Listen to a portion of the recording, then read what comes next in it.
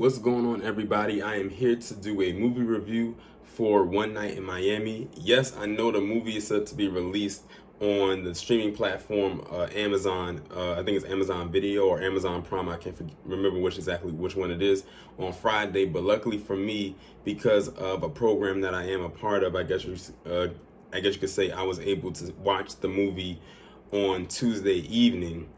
And let me tell you right now, this movie was phenomenal. It was definitely one of the movies I was really looking forward to seeing this year when I first heard of its announcement.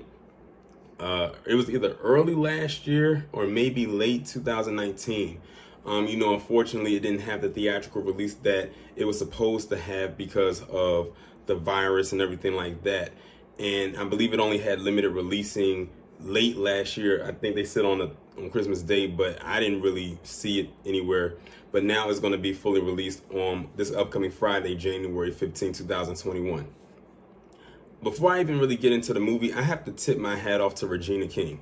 This is the first movie or the first anything that she's ever directed, within her career of being an actress. And let me tell you, she knocked it out of the park for this to be her first movie. I am thoroughly proud of what she accomplished with this film. It was absolutely amazing. The directing was good. The story was amazing. We're going to get into that. The acting was very, very great by everybody that was involved. But it was definitely a movie to look forward to watching, definitely whenever you're able to watch it. So basically, this movie, One Night in Miami, is basically talking about the night that Muhammad Ali, Cassius Clay, when he was still going by Cassius Clay, had won his fight against Sonny Liston to basically become the champion of the world in the world of boxing. And he was there with Malcolm X, Sam Cooke, and Jim Brown. One thing that I really liked about how this movie began, how this movie opened, it opened up where the characters did not come into any type of victory. Basically, you had it open up with Muhammad Ali fighting another fighter overseas. He barely wins the fight. When I say barely, you'll see what I mean in the movie when you watch it. Then you have Sam Cooke. He pretty much has to perform at the Copacabana, and he basically does not do well with the crowd. And of course, he's a black man performing in front of a group of all-white crowds. So when they see him performing, they do the typical thing of like looking at him some type of way, saying things under their breath or getting up and just leaving altogether. Then you have Jim Brown, who is like one of the best football players of all time. He goes and sees this white guy. I guess he's like a fan of his and everything like that, and everything seems fine and everything until something happens, and then that's when Jim Brown realizes something about or dealing with more covert racism. And I'm glad that they talked about this a little bit in the movie.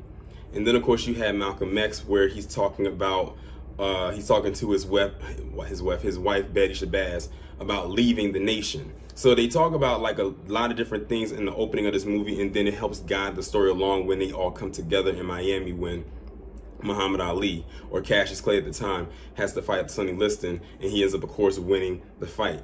Most of the movie does take place at this hotel, motel, however you want to call it. I think it's called the Hampton House, where all four of the men are all in this one room together, where Malcolm pretty much had this room. He was protected by the nation. He had his guards there and everything like that. And they pretty much just gathered in that one room for that night just to celebrate Cassius's win and him being the champion of the world. Of course, the other guys really want to, party and everything like that. But Malcolm is, of course, more the militant one. He just wants to chill, and he said he wants this to be a night of reflection and about what happened. And of course, with Muhammad Ali, who was soon to become Muhammad Ali, and winning his fight. One of my favorite scenes in this whole movie, and I'm sure that when y'all watch the movie, you will agree with me. One of my favorite scenes in this movie was the scene with Malcolm X and Sam Cooke. This goes back to the writing. Whoever wrote this script did a phenomenal job. I don't know who the writer was, but kudos to them. That dialogue that Malcolm and Sam had together, which lasted a good 15 maybe to 20 minutes, in that scene in that room right there was superb. Like, I felt that right there. And basically what was going on in that scene was Sam was talking about how he's performing these songs and everything like that, and Malcolm was saying, well, who are you like really performing for? Are you doing it for your people? Or are you doing it to impress and entertain white folks and everything like that? And Sam is like, well, I'm just doing this because I'm just trying to get paid. I just want to get my money. Because, you know, at the time, Sam Cooke was one of the few, if only, black artists to have ownership of his masters. And I'm glad that they touched on that in the movie, the topic of ownership. And, you know, at that time, black people were not allowed to own their masters. It was always in the hands of white folks. That's basically whose hands it was in. And he was trying to explain that to Malcolm, but Malcolm was also telling him, like, it almost sounds like you're selling your soul and everything like that. And then when they really boil everything down, they even touched on black economics. They touched on, you know, covert and overt racism. They even tackled touched a little bit on colorism, but they did it organically and not artificially like they do it today, where it's kind of like annoying or a nuisance. Everything that really happened in this movie was very phenomenal. And there was even another part in there where Malcolm had a monologue after him and Sam Cooke get into this, I guess you could say, disagreement. And he delivered those lines. The actor who played him delivered those lines phenomenally. Like, you felt him. It was like literally watching the real Malcolm X on screen. Now, a lot of people say, well, he's not Denzel. And the thing is, we can't compare his portrayal of Malcolm X to Denzel's portrayal of Malcolm X, because the portrayal of Malcolm X by Denzel, of course, is always going to go down as a classic, and that movie was just about him. But this movie right here was about four friends, you know, coming together. And I'm glad that even though they were four friends, they even showed that even though that they're friends, that they have disagreements with each other. This movie also touched on Cassius Clay transitioning and going into the nation, and, you know, him eventually becoming who we now know as Muhammad Ali.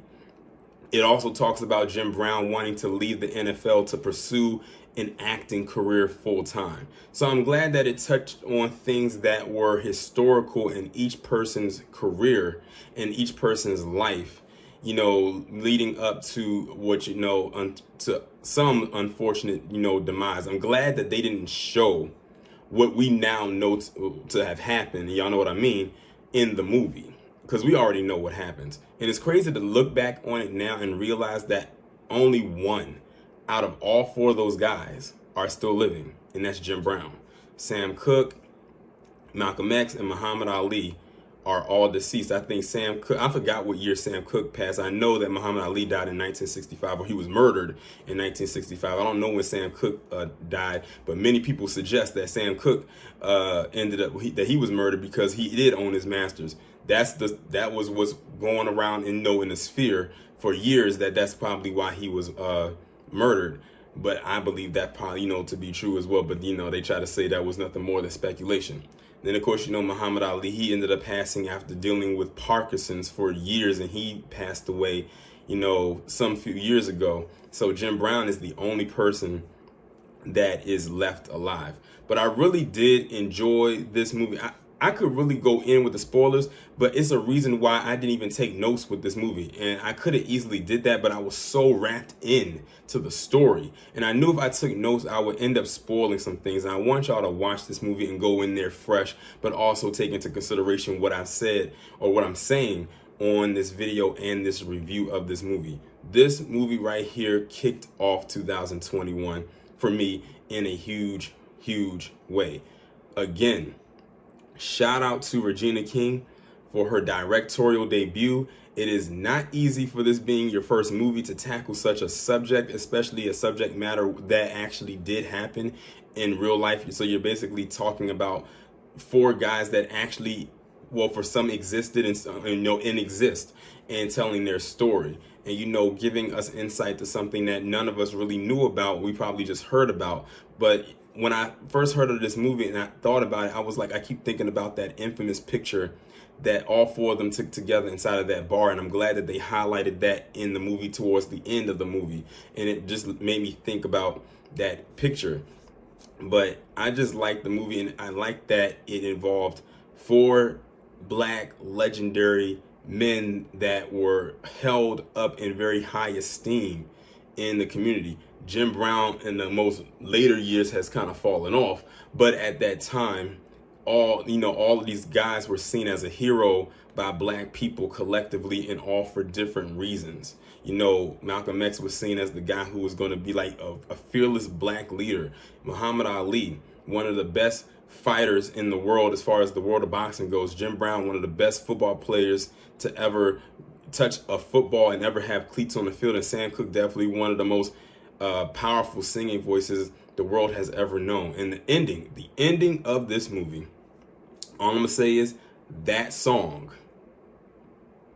Sam Cooke and that song. Y'all know what song I'm talking about. I don't have to spoil it for you. Y'all already know what song I'm talking about. And I was waiting for that song too, and I got it.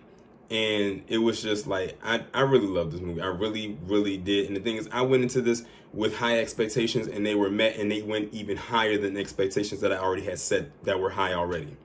But that is going to be my review for One Night in Miami. The movie does come out on Amazon. I think it's Amazon Prime or Amazon TV on Friday, January 15th. Make sure that you go ahead and watch it. I promise you will not be disappointed. And with that being said, I'm going to hop up off of here.